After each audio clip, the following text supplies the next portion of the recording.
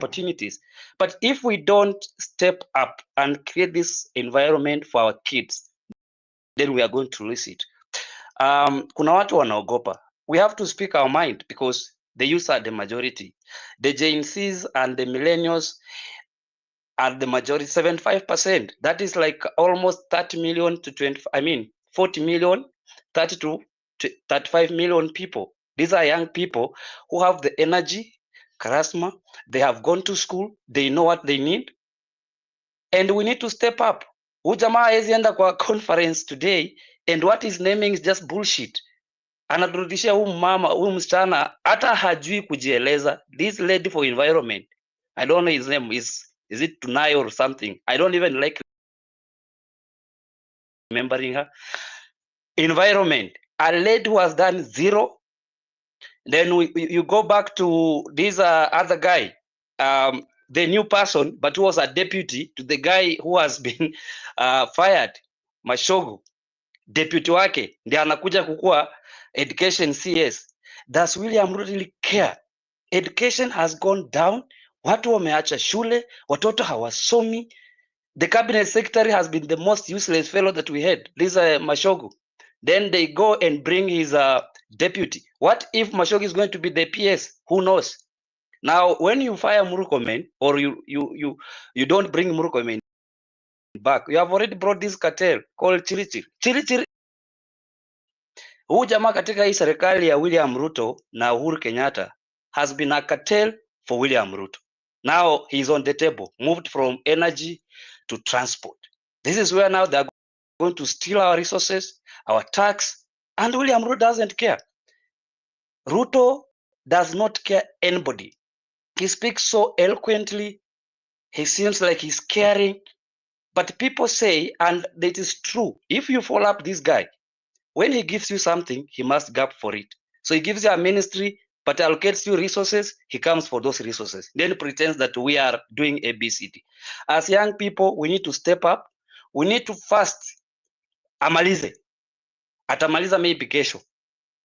Akimaliza kesho, Tuesday tuko pale. Kama anamaliza Monday, Tuesday tuko pale. Akimaliza Tuesday, Thursday tuko pale. Let him finish. Name. First, we need to destroy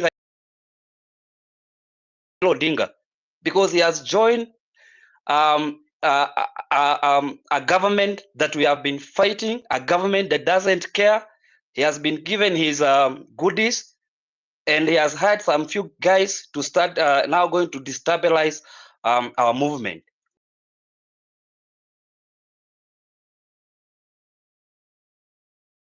Enough stress, and if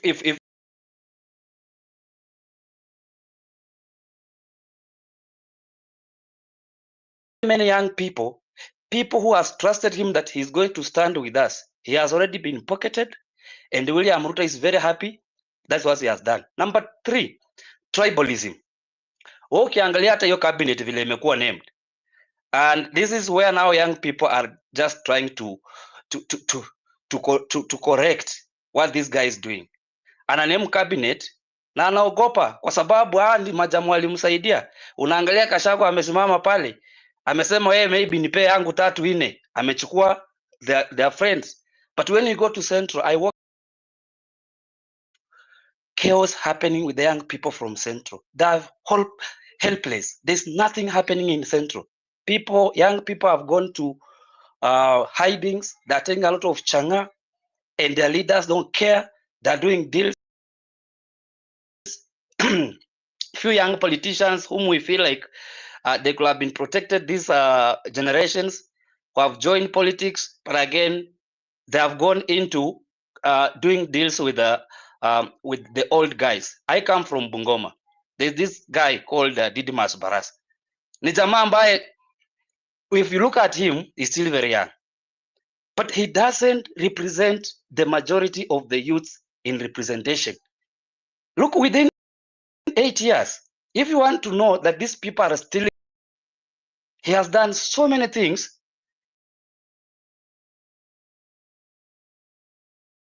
Ability, he cannot explain. Deals, stealing, scaring people. He killed a young person in Kimilili. He's walking free. And nothing is happening. Recently, he was in Kimilili, and he was speaking so nonsensely about the Gen Zs. And these are the first people that we should deal with. Some of the young politicians who are misbehaving, who are not being part of this movement in terms of even how they speak. We need to deal with them. Today or yesterday, I heard Sifuna has been so eloquent, very good. But after the ODM has gotten a deal, he has gone into hiding and he's speaking very nonsense. And we have a country to protect. We have a country to do what? Yes, everyone has a country to protect. But if you betray the consciousness of this movement and how we started on this space and how young people are trying to excel, and then you have betrayed the entire generations. And we don't like such people. So I want to echo these people are here because most of you guys, you are doing your hustle. I'm sure 95% of you, you are not working with government. Either working in the private sector like myself, or you're doing your own business. And it is very hard in this country currently, even to do a business, even to start your own kiosk. It is very difficult. Even if you start, people are eating once in a while. You cook in the morning, unaacha chakula, utasema hii utakula mpaka jioni. Unampea chai, anaenda shule, akikuja saa 7, mkate ule.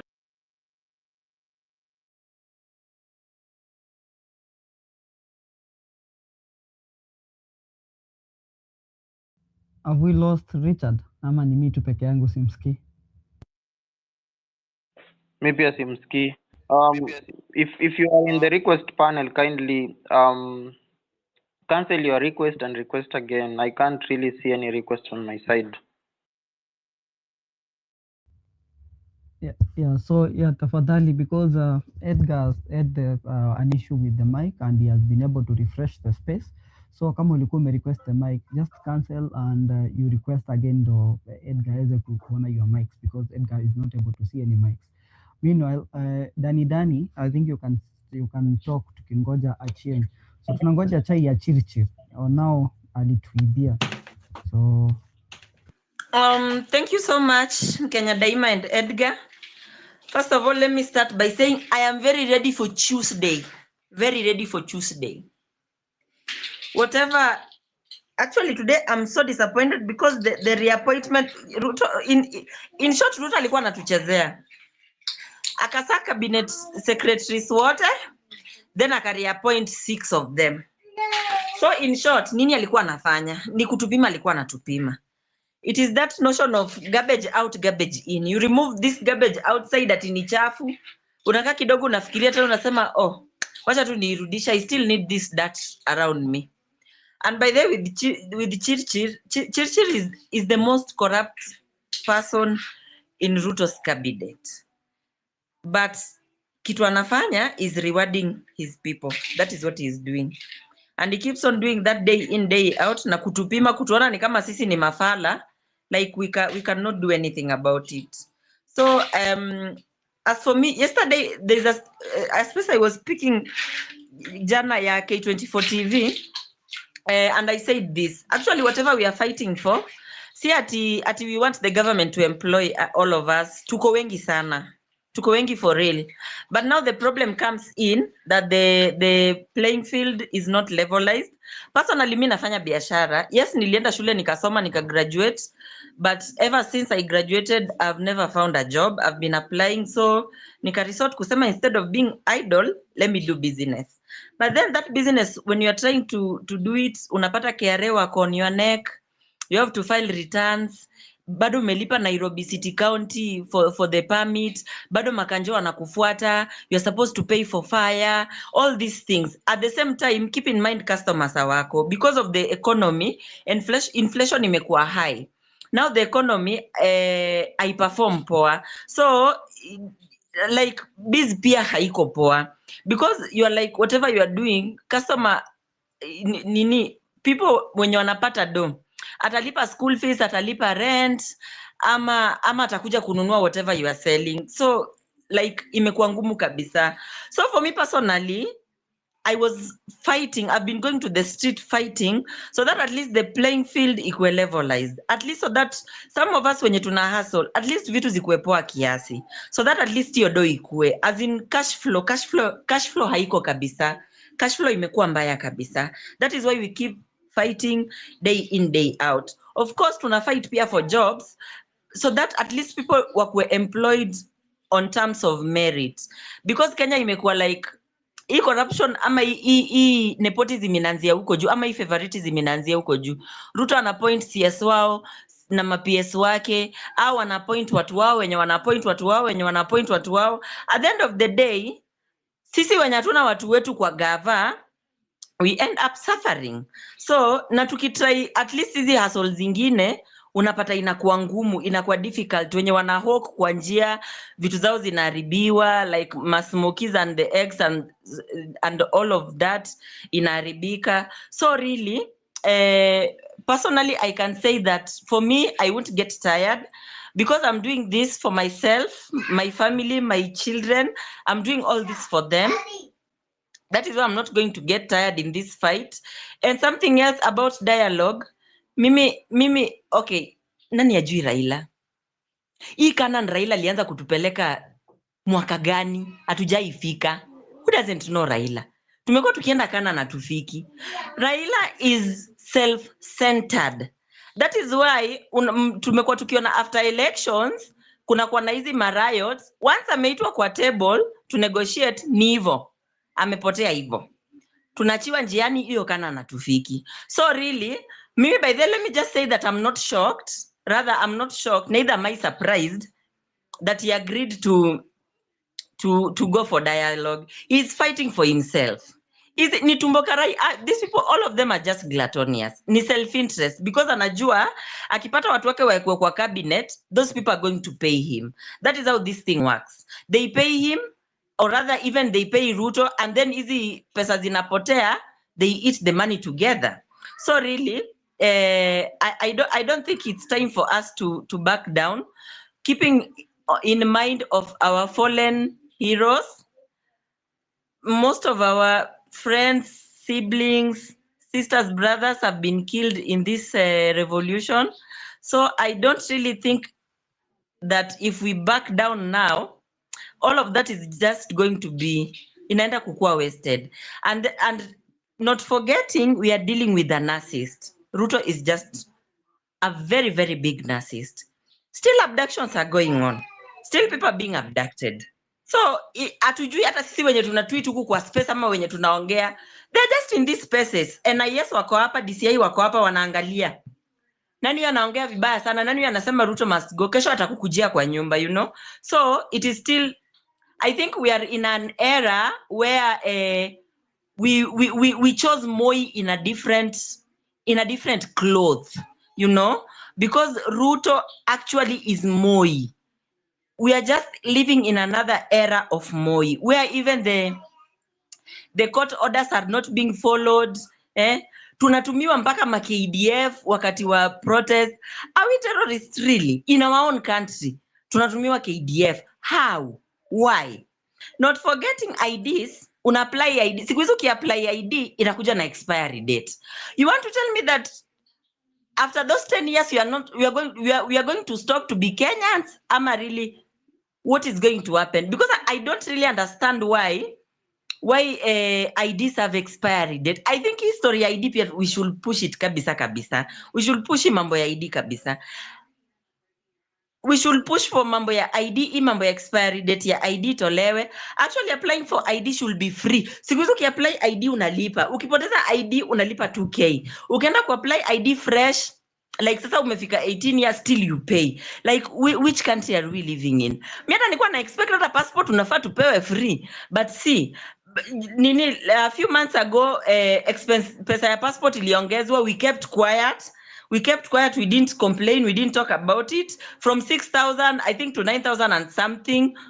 Ukipoteza sahi passport you pay 20,000. As in, life is becoming expensive day by day.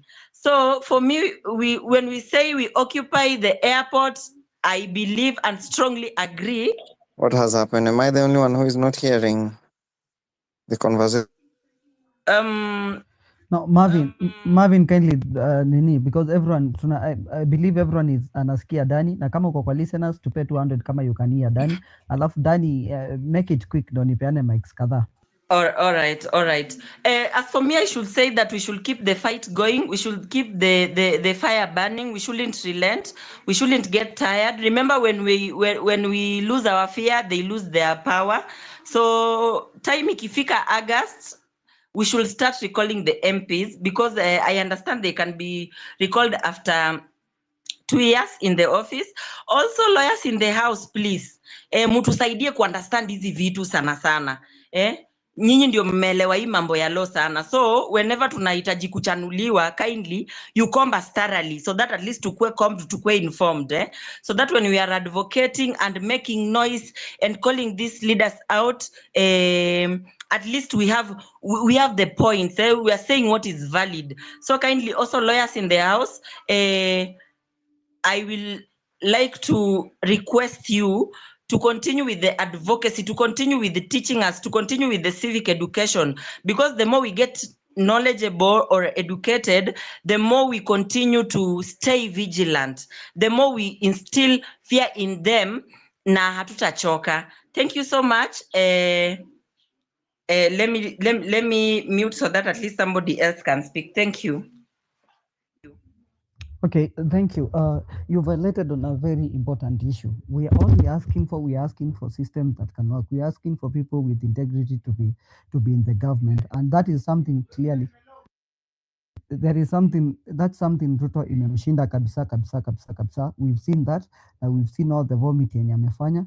Meanwhile, I'm still waiting for Achieng to connect back, atupe hiyo chai, hiyo expose ya Chirchir, because in these spaces tunakujanga kuongezeana knowledge, so that when we are out there we are able to understand. Yani uko na more reasons to be out there. I can tell you for free, Dani, what you've talked about, like we went from owning offices somewhere in Westlands tukajaribu a co-working space ya as low as $600 hapo GTC, and I can tell you ilibidi tumefunga tukajaribu a small co-working space hapo CBD ya as low as 25,000, and we could not still manage it. And those are the easy businesses, most of the businesses that have been run by young people. We went to working for mom. Say we are working for moms, but because of all the level field is now, hata tumefika stage we are even struggling to pay rent sasa. And you can see all that. Mnaona kwenye hasira inatoka, and we are not even asking. Me sitishi kiti ya UCS.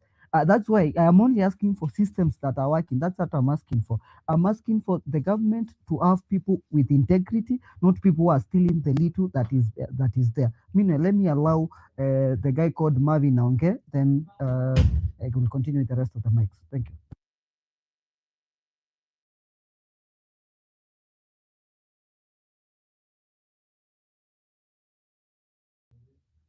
Okay, Joanita, kindly jump in.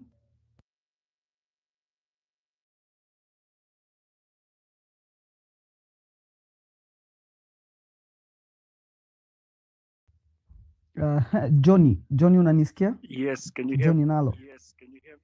Yeah, I can hear you. Jump in. Okay, so I just wanted to thank you for the opportunity. I had 3 points to make. First of all, it is very disappointing to see what the president did. But again, I don't want to regurgitate what we've all said. I had 3 points to make, and I'll hand over. We've talked a lot about China, Singapore, and the differences that make these countries. And you'll notice that in China, for example, they have a national civil service exam that makes it open for anybody to take a test, pass that test, and be recruited into the civil service, contrary to the methods we apply today that seem to stem a lot from corporate tradition and practice. So we need to consider introducing something like a civil service exam that would provide a pathway for meritocracy in civil service. Secondly, I wanted to talk about the financialization of the economy. The problem, as I see it in Kenya today, is one of upward social mobility. We talk of the American dream in the States, you can rise from nothing and become something. But we live in a country that you can do everything right, as Edgar has said, launch your business, hire a place, get some money, but the odds of you succeeding are really low unless you're connected. So we need to work on upward social mobility. And to do that, we have to talk about capital flows. All of us listening to me have money saved in banks. Now, where the banks decide to direct money determines what grows in an economy. And what we are seeing the world over is a financialization of the economy, where money, instead of spurring industry and growth and jobs and being allocated to help people start businesses, money is being used to trade, money is being used to buy government bonds. So naturally, all our money is going into one sector and disappearing. So we have to talk about the way the market, the banks are distributing capital in our economy. Finally, the focus by the current government on foreign direct investment is completely at odds with the dreams and visions of young people as I see them, because for Ruto, any job is worth anything. And it's okay when you need to survive, you're willing to do them, Django. There's nothing wrong with that. But that cannot possibly be the vision that is being sold to thousands of us with all these ideas and rich expertise. And so that focus on foreign direct investment is well known. The idea is to get lots of money flowing in here, but none of that money really affects us and spurs growth. So unless we deal with social upward mobility and income inequality from a serious perspective, we'll change Ruto, we'll change whoever, but the systems in place also need to be tackled. So my final request is to those like Edgar and others who have platforms, please give us more opportunities to be able to address specific aspects of the issues that we face. Keep doing the spaces, and thank you for giving people like me the opportunity to be here. Thank you, Johnny. That was quite insightful, and yeah, that was a good submission. Tony, Tony, kindly jump in. Thank you so much for this opportunity to also hear my thoughts regarding the current, or rather the recent appointments for the cabinet. I would begin by saying, like, this is more or less a political problem, because if you look at the way we do our politics, especially in Africa, in Kenya, it goes without saying that if you want to make money in Africa, basically, like especially in Kenya, if you want to make money, you go to public sector, you go to politics, to be specific. If you want to help the society, you go to private investments and all that, or rather in private practice or in business. In the West, like in the United States, in Europe, other Western countries, atajitetea mbele ya bunge kupeperusha bendera ya wizara ya maji, huku Margaret Nyambura Ndung'u na Andrew Mwiya Karanja wakipendekezwa kuwa mawaziri wa mawasiliano na kilimo mtawalia. I am continuing to undertake consultations across the political divide on the balance of cabinet that I will appoint shortly. They are also the consultations are at an advanced stage, through bringing policies, and internal processes in various sectors are underway to facilitate my appointment in Kenya, we have billionaires of the balance of this cabinet. Baada ya Rais William Ruto kuwapendekeza mawaziri 11, sasa wataelekezwa katika bunge la kitaifa kupigwa msasa, na iwapo bunge litawaidhinisha, basi Rais William Ruto atawakabidhi bendera rasmi. Stephen Leto, runinga ya Citizen, Ikulu ya Rais, Nairobi. Naam, je, mawaziri wapya watano walioteuliwa na Rais William Ruto ni kina nani na wamefu... Eric Muridi Muga atajitetea mbele ya bunge kupeperusha bendera ya wizara ya Davis Chirchir sasa ameondolewa na kuelekezwa barabara. Chirchir sasa ameondolewa Aden Bare tume ya kuandamanaji. Look at the kind of people he's trying to kitaifa iwapo ataidhinishwa na bunge. Profesa Kindiki amekashifiwa vikali na upinzani iwapo ataidhinishwa. The new agriculture CS and Attorney General. Abraham Kithure Kindiki amerejeshwa kwenye afisi yake ya usalama wa kitaifa iwapo ataidhinishwa na bunge. Profesa Kindiki amekashifiwa vikali na upinzani pamoja na wanaharakati kuwa alipohudumu katika afisi hiyo polisi walitumia nguvu dhidi ya waandamanaji na kusababisha vifo vya zaidi ya watu 50 kulingana na tume ya kutetea haki za kibinadamu KNCHR. Aden Bare Duale naye amerejeshwa kwenye wadhifa wa wizara ya ulinzi. Aliyekuwa waziri wa kawi Davis Chirchir sasa ameondolewa kwenye nguvu za umeme na kuelekezwa barabarani.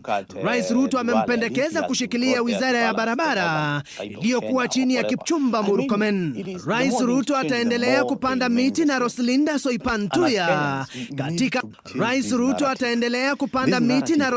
Soipantuya katika azma yake ya kuboresha misitu nchini na kupambana na posh places in Karen, in Ruda and whatever. Someone who couldn't even, put his things together before this administration came to power. They are now, swimming in pools of money, stashing them offshores. Why? Because our system has literally failed.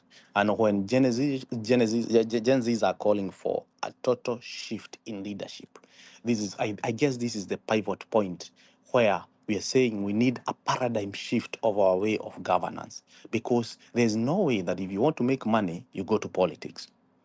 If you want to help people, you go to private practice. And that's why politicians are so deliberate to kill industries. They are so deliberate in their policies to make sure no business thrives beyond a point where it can really bring powerful people in the society. Simply because they want the politicians to continue dominating, being the dollar billionaires, yet they have nothing to show that this is what I have done to make this much. And these are the people who are policymakers. That's why you saw the other day, the Senate passed the bill that was protecting the conflict of interest. It was they rubber stamped that we are for this. Even the most vocal politicians from the opposition, they are the movers of that. Why? Because the political class has really made sure that if you want to make money, you go to politics. Even the way we do our politics, even the way we do our campaigns, these people come give handouts. Why? Because they're showing you that I can buy you. That for me to get to this position, I have to buy it, and when I go there, I have to pay myself back 5 times, 30 times, 100 times. So even as we address these kind of vices, we also need to interrogate the way we do our politics, because William Ruto is a hostage of this same system. Is a beneficiary, first-hand beneficiary. The guy has been in politics since 1992. I think he has climbed this ladder of opulence through all dubious means. He has been cutting deals left, right, and center. Everywhere you poke hole, he has interest. Everywhere you see, he has interest. He puts somebody there. Even when you're talking about these offices of the first lady, whatever, the first daughter, and all those opportunities are there to embezzle funds. And again, look at the research. They are defunding the research. They are not even concerned about the research. They are not concerned about education. That's why the education now is becoming like now a nightmare to anyone who goes beyond Form 4. Education will become so expensive so that the society can continue producing dumb people who cannot make logical decisions to be able to bring a change.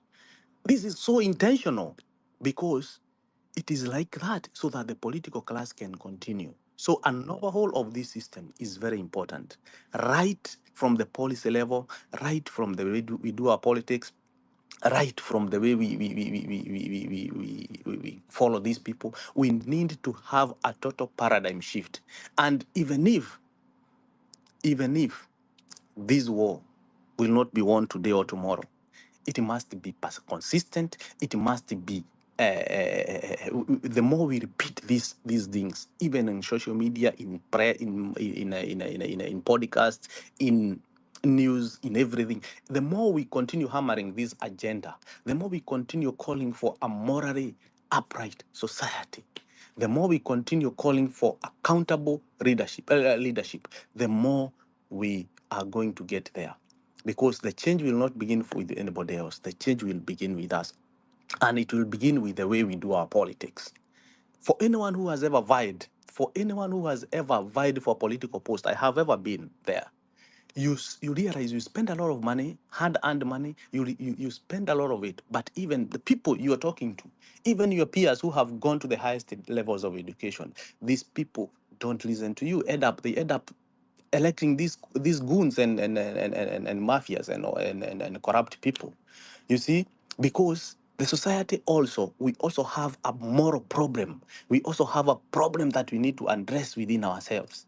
We also need to change the way we think, the way we do our politics, the way we carry ourselves. Look at these people in those positions, in high positions. Most of them have gone to the best schools in the world. They are Ivory University's materials. They have gone to the West. They have seen how good the system works. They have seen how good policies efficiently transform a society from a third world to a first world country. But they consistently become hostages of this evil system of going to politics to make money. They have consistently sung the dances and the dirges of people who want us to be enslaved. In other words, as we interrogate this way, the way for the way to go from now, we also need to see how we can change the way we do our politics. Because even William Ruto right now, he's becoming a hostage of this system. And he's making it so difficult to balance between the two, between us, the slaves, the taxpayers, and those people who propelled him to power. Those people he's appointing, they spent billions of money on him, and they are giving him threats. They're telling him, if you don't do this, I'm going to blow the trumpet. I'm going to bring a dossier or whatever. In fact, most of that whole cartel is connected. That whole cartel is connected, very well connected, and the sacrifice is us. They say, better sacrifice this person and this one and the other one. It is easier to contain them than you. So we also need to change the way we do our politics, right from the policy levels, right from the grassroots, all the way to the top. If we want to show the way, we as young people, we need to groom our people. We bring them up. We sell them online in our forums. We do everything. We do proper education to our parents, our brothers, our peers, and everything, and we show them reality of how things should be. Whenever you go to these Western countries, for those of you who have traveled, all those things that you see, we are denied that.